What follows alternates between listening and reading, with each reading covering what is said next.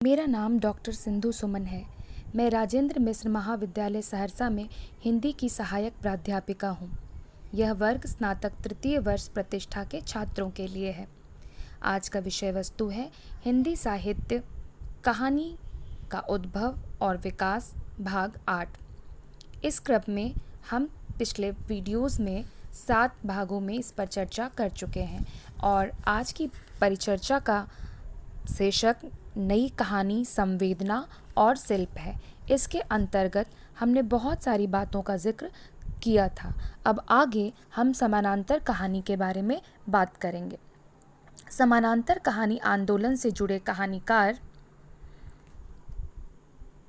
सामान्य मनुष्य के आर्थिक संघर्ष को अपनी कहानियों में अभिव्यक्ति दे रहे हैं। आज का कहानीकार व्यवस्था के प्रति आक्रोश से भरा हुआ है। राजनीति, समाज, धर्म, शिक्षा, प्रशासन में आए भाई भतीजावाद एवं भ्रष्टाचार ने आम आदमी की कठिनाइयों को और भी बढ़ाया है। नया कहानीकार इन सब को अपनी कहानियों में अभिव्यक्ति दे रहा है। साथ ही नई कहानी में बौद्धिकता के प्रति आग्रह भी बढ़ गया है। आज की कहानी केवल घटनाओं का चित्रण ही नहीं करती, बल्कि पाठकों को चिंतन मनन के लिए विवश भी करती है। नई कहानी की भाषा एवं शिल्प में भी परिवर्तन हुआ है। जैसे रेणु जी की भाषा में ग्रामीण अंचल की सुगंध दिखती है। जैसे है किसी के पास एक धुर जमीन भी अपने इस गांव के लिए। साथ ही नए कहानीकारों ने जटिल संवेदनाओं को व्यक्त करने के लिए लाक्षणिक एवं बिंबात्मक भाषा का प्रयोग किया है। जैसे कमलेश्वर, निर्मल वर्मा, मोहन राकेश, इनकी कहानियों में हमें भाषा का यह स्वरूप देखने को मिलता है। उदाहरण के लिए निर्मल वर्मा की भाषा को हम देखते हैं। जब कभी दरवाज़ा खुलता है, धूप का एक सांवला सा धब्बा खरगोश की तरह भागता हुआ घुस जाता है। नई कहानी की भाषा में सांकेतिकता अधिक है और वर्णनात्मकता कम। कमलेश की तलाश कहानी में बुझे हुए सिगरेट के टुकड़ों, जीने का खुला हुआ दरवाज़ा, तकिए पर पड़े गड्ढे, ये सब सांकेतिक भाषा ही तो है, जिससे यह पता चलता है कि सुमी की मम्मी किसी प्रेमी के साथ मिला करती थी। इसी तरह भीष्म शाह की कहानी चीफ की दावत, उसमें एक माँ संपूर्ण परंपरा का बोध कराती है।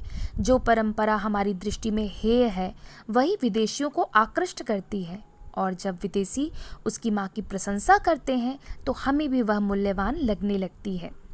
नई कहानी का शिल्प बहुत बदला है।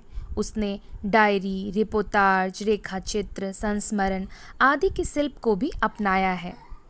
रसप्रिया, परिंदे, जिंदगी और जोंक, सावित्री नंबर 2 आदि कहानियाँ इस दृष्टि से उल्लेखनीय हैं। परसाई जी इसी समय व्यंग लिख रहे थे। उनकी कहानियाँ व्यंग्यात्मक है, तो पंचलाइट में सामाजिक विसंगतियों पर प्रहार किया गया है।